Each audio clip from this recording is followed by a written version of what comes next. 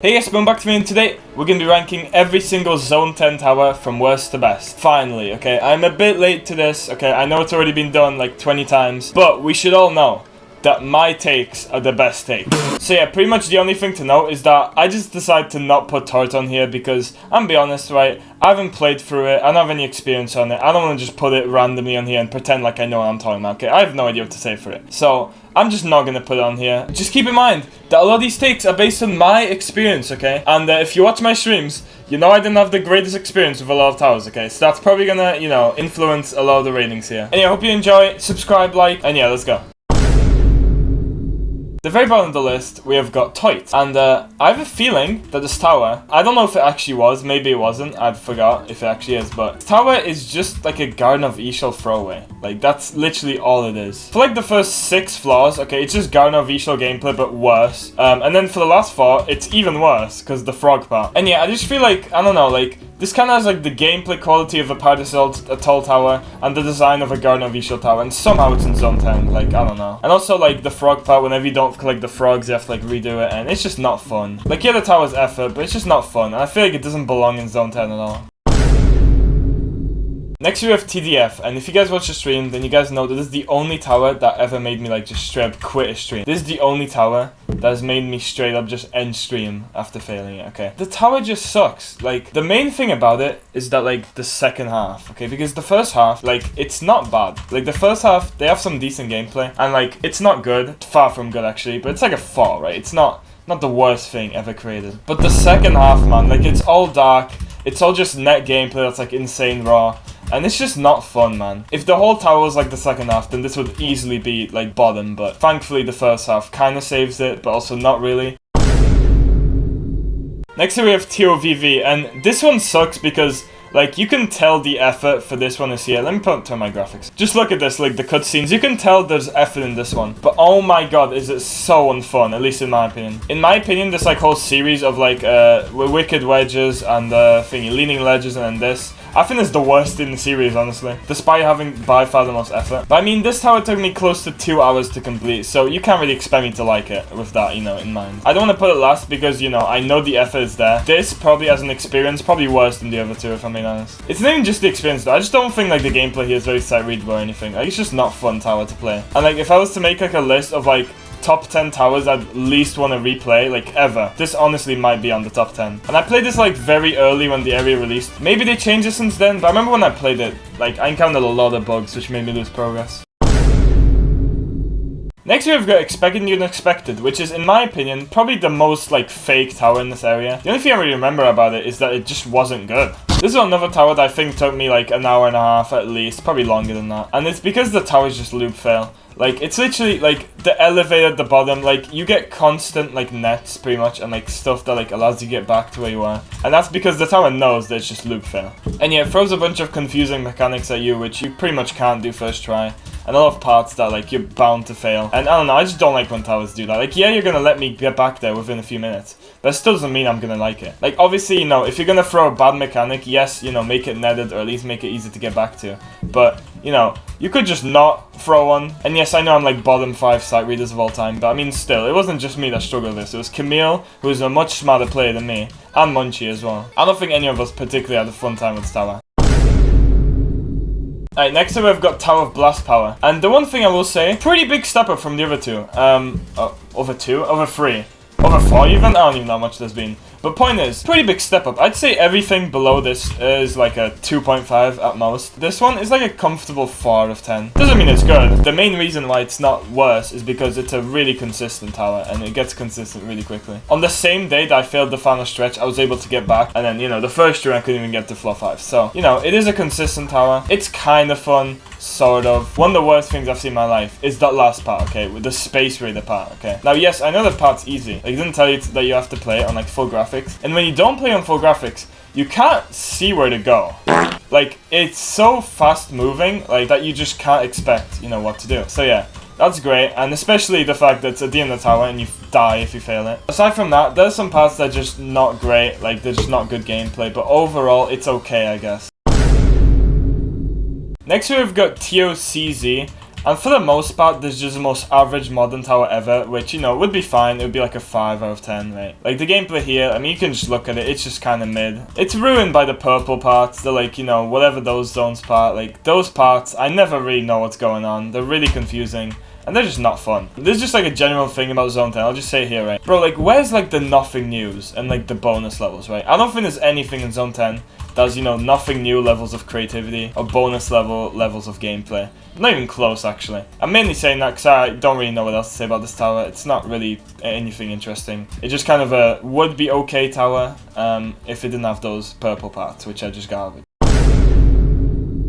Next here we've got Topi, and upon my first, like, playthrough of this tower, one of the worst things I ever played, like, if it was just based on that, and if I didn't disconnect at the end, this would be a lot lower. But upon replaying it, it's not terrible, it's okay. One thing that raised the points by a lot, okay, that part in the middle where you gotta get TP'd, bro, might be the coolest part just in Zone 10 in general. I love that part, dude. That part is so cool. But it's only like 5% of the tower's gameplay, and the rest of it's just kind of mid. The first half is definitely much better than the second half. The second half, just a big difficulty spike. Like, I'd say all the gameplay in the second half is insane. It's just netted insane gameplay. It's also really, really confusing. There's some good parts, there's some garbage. Overall, it's just okay. Next we've got Resonant Landscapes, and this was my introduction to Zone 10. I was really negative about it, like, upon Let's Play, because, you know, you're coming off Zone 9, you're coming off some great gameplay, and it's just kind of mid. I still think it's kind of just mid. It's okay. Probably the second most forgettable tower here, like, nothing really happens. This tower just exists, man, like, this is the first tower most people will play, and I don't think anyone hates it, but I don't think this is anyone's favorite. If this is your favorite, or your least favorite, then, like, why? I don't know, it's just kind of eh.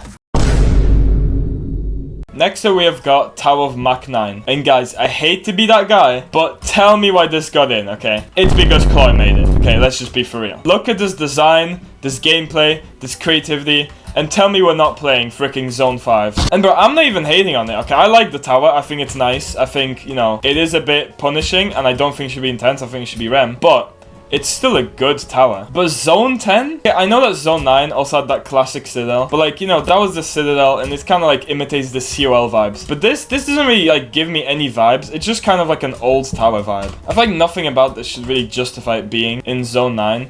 Although, don't get me wrong, I'd much rather take another one of these than freaking TOTDF or whatever, but I'm just saying, like, you know. Okay, but let's actually talk about the tower. The whole tower can be over within, like, you know, I think 10 minutes, maybe even less than that. The gameplay is good.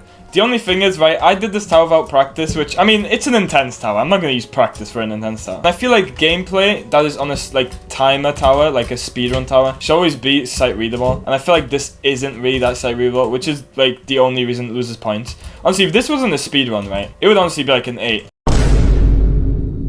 Next here we've got 1, 2, 3, 4. And bro, I remember like when I was about to play this, my whole chat was like, bro, this is the one, okay? I know you haven't liked much towers yet, but this one you're gonna love it. And I mean, it's pretty good, but best tower in the area? I mean, no. I don't know, this tower is very overhyped in my opinion. The tower has a lot of jank gameplay, which is the main thing I don't like, okay? Y'all know about, you know, my take on jank gameplay. People that like jank gameplay, just like, I can't understand it. Like, how do people genuinely play TAR and say, yeah, I'm having fun right now? Like, see, like, stuff like this. Like, how is that fun, dude? Anyway, back to the tower. Aside from the jank gameplay, this tower has a lot of good ideas. Y'all know, you know, I'm not the biggest fan of puzzles, obviously. This is actually a puzzle that's, like, creative and cool. It's not just your boring old box push part. It's actually something, like, creative. Now, would I still prefer a tower if it just didn't have puzzle at all? Yes, but you know, when there's cool puzzles like this, I don't mind them. But yeah, besides that, best in the area? No, definitely not.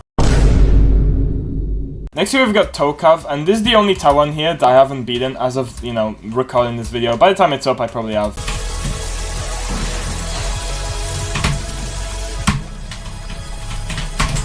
Either this or Triple W are like the most consistent terrifying tower. Like, bro, I can come back to this any day and I'll just have super good consistency with it because it's just one of those towers, right? Like, once you learn how to do each jump, you'll pretty much do it every time. And yeah, honestly, a really, really fun tower. Like, this is kind of just TRHR, but done better, in my opinion. I actually don't really like TRHR. I don't know if I, like, said that before, but I don't like it. I think it's like a 5 out of 10. I think it's very overhyped, and this definitely is a better version of it.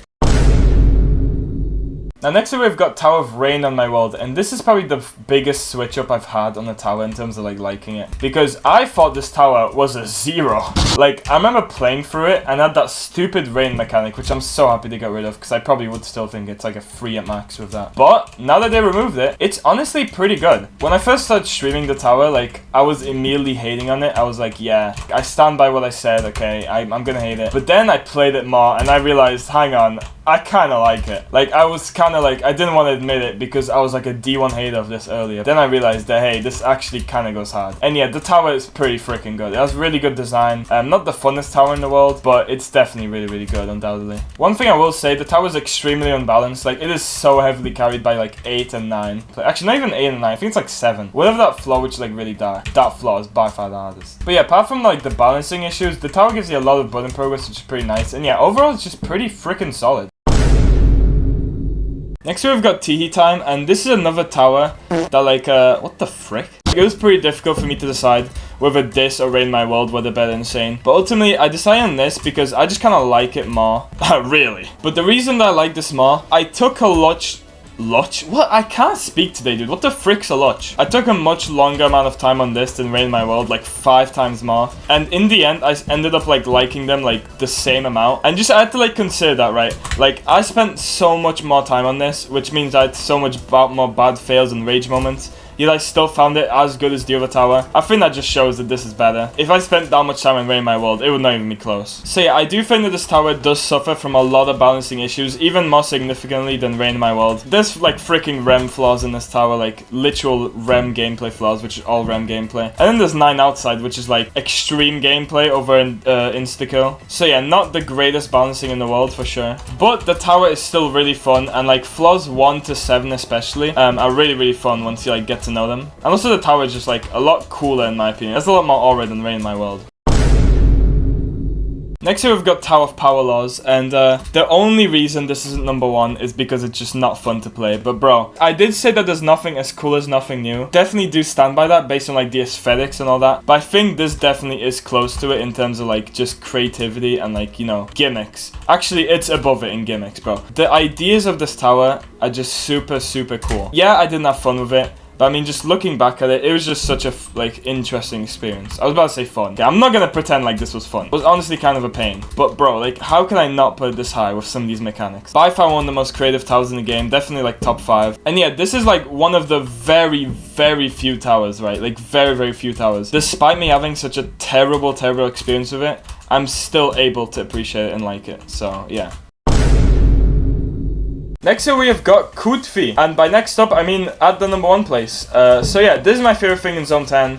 It's not really close. This is Citadel that actually should be a Citadel. I always have stood by this, that I think Citadel should be like more experimental and have like more unique ideas, and that does that, okay? And it's like, it's so interesting the way that like you progress throughout this tower. I ended up failing near the end like multiple times, right? Honestly, I didn't even mind getting back that much because like, first of all, it's not really long. It's a Citadel and somehow shorter than half the towers. But also like getting back was still just as fun as getting there the first time. The tower just uses so many interesting mechanics, and yeah, it's one of the best Sills in the game for sure. It's pretty hard to believe that this is the same creator who made TOCR made this. But anyway, I hope you enjoyed the video. My next video, I don't know actually, like let me know in the comments what you want, because I've like a few videos recorded. I have like this TC one where like it's kind of like a Mr. Beast games type thing, and then I have another hide and seek one, and I could also make another ranking video. And yeah, just let me guys know in comments what you want. Yeah, I hope you guys enjoyed. See you later. Subscribe, like, bye, see ya.